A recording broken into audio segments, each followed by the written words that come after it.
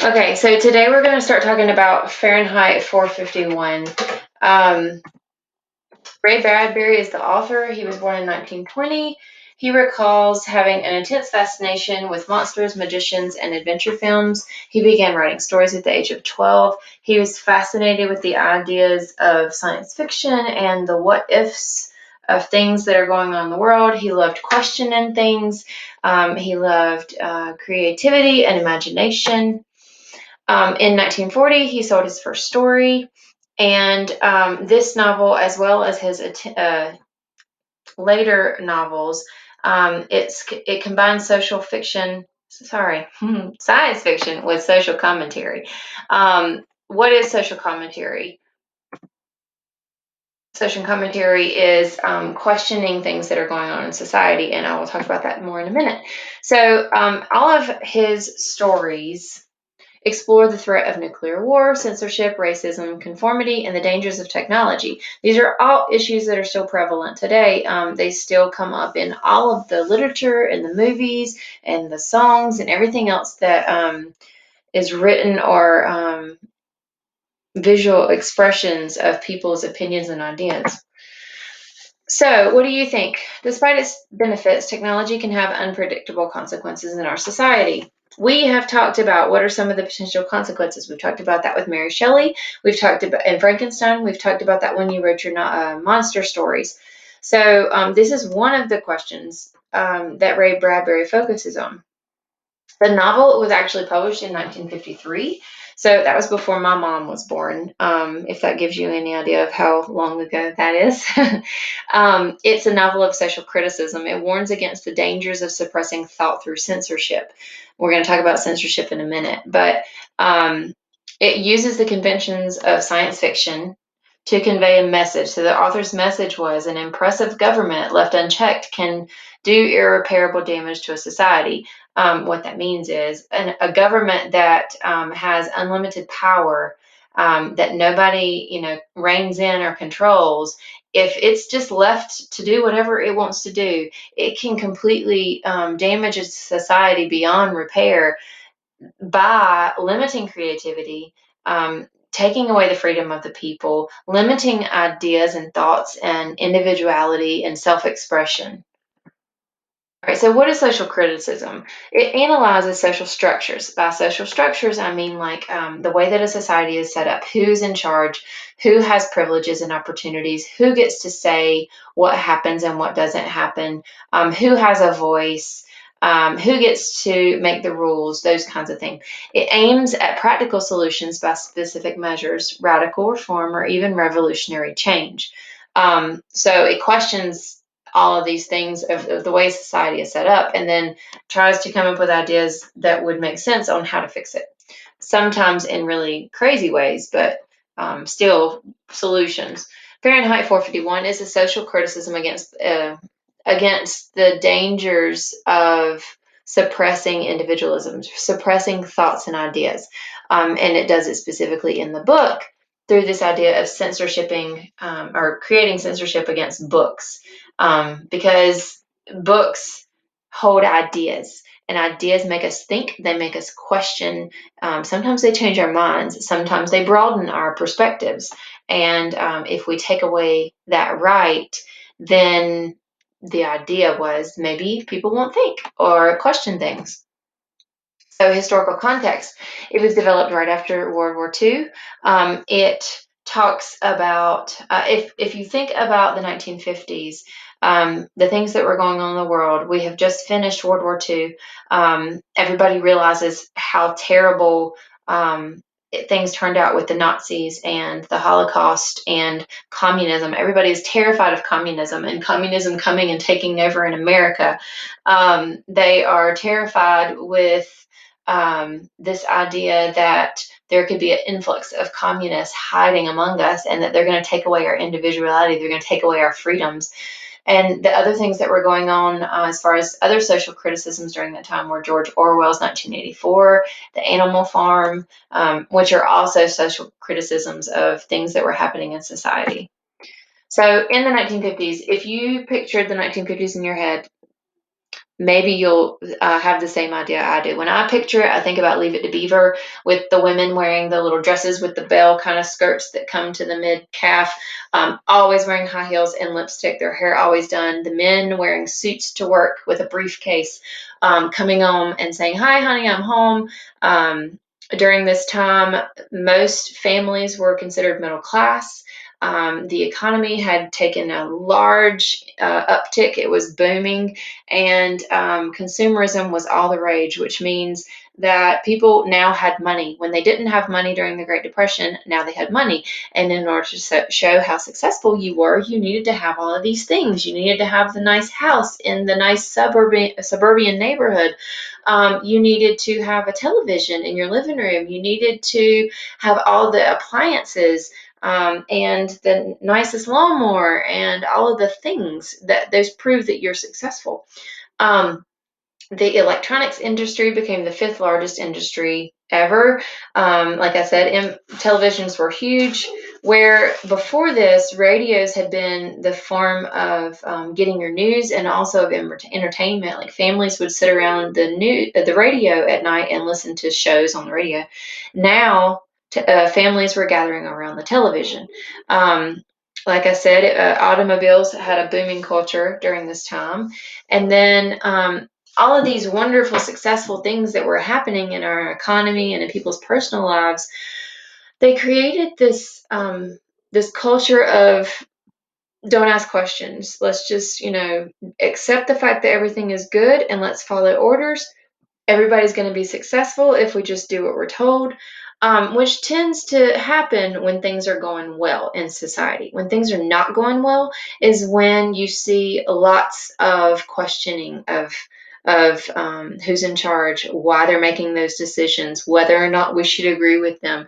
If you think about like during the Vietnam War, there were all of these questions about the draft and whether or not we should be in that war in the first place.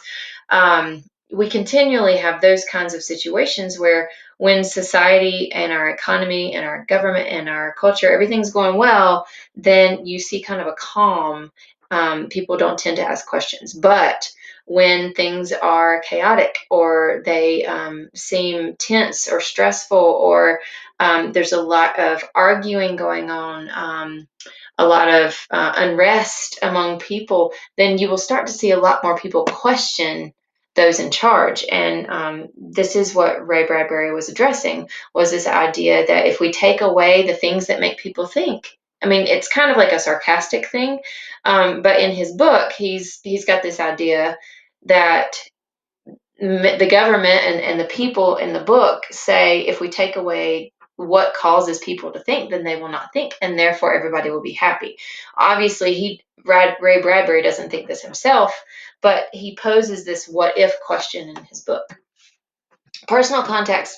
Ray Bradbury also uses his book as a social criticism against editors. Book editors during the time started censoring what was being published. And as a writer, Ray Bradbury had a huge problem with that. He didn't feel like editors had the right to censor or to stop certain ideas from being shared through publication.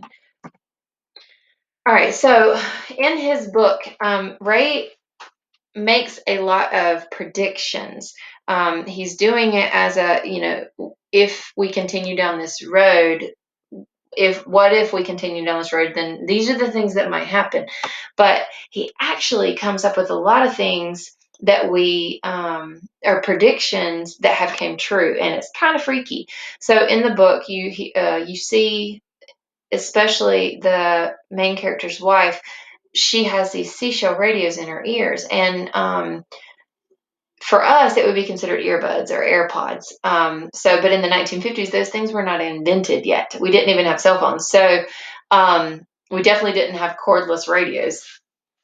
But seashell radios were basically earbuds that people put in the book to drown out everything else. They were loud, they were constant form of entertainment. They made it where the person didn't have to think or have any kind of interaction with other people.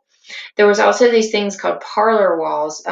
His wife goes into a room where she sits all day and engages and interacts with with the characters in these TV shows through her walls. Basically, it's the same as us and our like full screen TV or like big gigantic wall TVs, except for in the story they could interact with the characters. So it's kind of like a mix between our big screen TVs and the computer where we can have interactions with people online. And then there was also, he predicted having a population explosion, and he predicted us having a reliance on technology that controlled all of our social interactions. Now, he is not the only one that has predicted that. Actually, like Albert Einstein predicted that as well as other people. But Ray Bradbury predicted that we would have such a reliance on technology that it would become the only way that we interact. And if you think about all the different ways that we use social media and technology as a gateway to interact with other people instead of just face-to-face communication and interactions, it's kind of crazy that he was predicting that in the 50s. All right, so what else was he right about? He also predicts a rise in gun violence, a rise in the use of televised surveillance footages. So in the book, there's this thing that reminds me a whole lot of our Alexa, who Montag, the main character, he talks to it. It's constantly videoing him, spying on him, paying attention to everything that he does. Anytime he wants to hide, like if he's doing something he knows he shouldn't do, he has to avoid his version of his Alexa. Ray Bradbury also predicts a growing illiteracy in our society and this condensation of information. So, like if you think about now, how many people actually read in-depth news stories versus just kind of scan the headlines and get the top 5 events going on, and they really don't have any idea what those things are about. But we just want like the condensed version of everything. Well, Ray Bradbury predicted that. Okay, so some of the themes that are in the story, censorship is a topic that's covered, and it's defined as the removal or withholding of information from public by a controlling group or body. Also, it's typically done by governments, religious and secular groups, corporations, or the mass media. So, say a religious group censors things, then they might say that, this has happened, but they might say that the only thing that you can read is Christian literature, or you can only read the Bible, or you can only listen to Christian songs. If it's done by the government, especially we associate this with communism a lot, is the idea of like we are going to tell the publishers and the media and everybody that gets information out, we are going to tell them what they can publish, what they can share. So that's censorship. Censorship in the novel. The books are burned because they trigger thought. And if you can think, then you can question. And if you can question, then you can be upset or angry or sad. And these things are not welcome in this society that values happiness. And again, they believe that the only way to be happy is to not think and to not have your own ideas. So what's unexpected about the censorship in this book is that it seems to have originated with the people instead of the government. If you think about a lot of the dystopian novels that you have read or the movies that you have watched, many times it's the government that comes up with these ideas of control in order to keep the society in check or to keep them happy or, to keep it running smoothly. But in this book, it seems to be the people that decided that this is what's best for us. All right, there's also the topic of ignorance and knowledge. And with that, there's these thematic ideas of what does true happiness consist of? Is ignorance bliss, or does not knowledge and learning provide true happiness? So there's this idea or question of, is it better to not know things and just to be, ignorantly happy because you don't know what's going on that's bad, or you don't know enough to question what you're doing? And, so is that considered true happiness? Or can you not be happy unless you know all the things and you've been educated on all sides of things and then make decisions? Because the argument portrayed in the book is that if you know all the things, then you're just going to be unhappy. So, the way the people have decided to ban the books has to do with these books only bring me bad thoughts. They only bring me sadness or so much information that I can't ignore the bad anymore. So if I destroy all of this, then I can ignore all the bad and just be happy. So there's that question of which one is not only good, but which one is realistic. So in this world, firemen do not fight fires. What they do instead is they burn books, and they go and they search out people who are breaking the rules and reading and doing things they shouldn't do to, think on their own, and they destroy those things.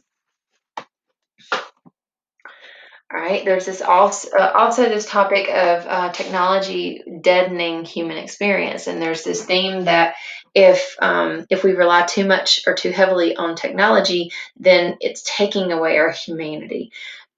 So that has still been an argument today, as it was as technology was advancing quickly in the 1950s. It's very similar now. So if you think about when you were younger and you were playing video games, I am sure that most of you have heard your parents say, "You're playing too many video games. I don't like you sitting in front of the screen all day. You're not talking to anybody. You're not playing with anybody. It's not the same as having real communication, real experiences, and I don't want you to do it all the time." So it's that kind of fear that if we rely too heavily on technology, then our human interactions and what makes us humans and how we connect with each other will disappear. All right, so the dystopian idea is definitely prevalent in this society. So there's this idea that the technocratic and totalitarian society that demands order, it will do so at the expense of individual rights. And that is very, very prevalent in the book. You'll see it a lot. All right, an imagined place or state, you know what a dystopia is, so I'm not going to tell you about that. Okay, I'm just going back over quickly what dystopias are. Propaganda is typically used to control the citizens. Information, independent thought, and freedom are restricted. There's a figurehead or somebody in charge, and it's worshipped by citizens. It can be a person or it can be an idea. Citizens are under constant surveillance. Citizens feel trapped and struggle to escape. There's the idea that the natural world is banished and distrusted. Like if you go outside of the barriers, then it's going to be bad. Everything's going to fall apart. Citizens are dehumanized, and I can't read the last one, so we're going to skip it. Types of control could be corporate or economic, political, technological, and you definitely see these in the book. So large corporations control the society through products, advertising, and the media. You see that through the TV and their version of Alexa. The political, you see it through who's in charge with the firemen and who's in charge of the firemen. Technological, again, with Alexa. And then the philosophical or religious ideas are also controlled. All right, so that is what the main ideas in this book are going to be about. And so I hope that it helps you as you start to read and you get a little bit more of an idea of what it is that you're reading. Because I know whenever you dig in and you start with the first chapter, some of the ideas seem foreign, but you've got to remember that it's a dystopia, that these are like a futuristic idea and setting.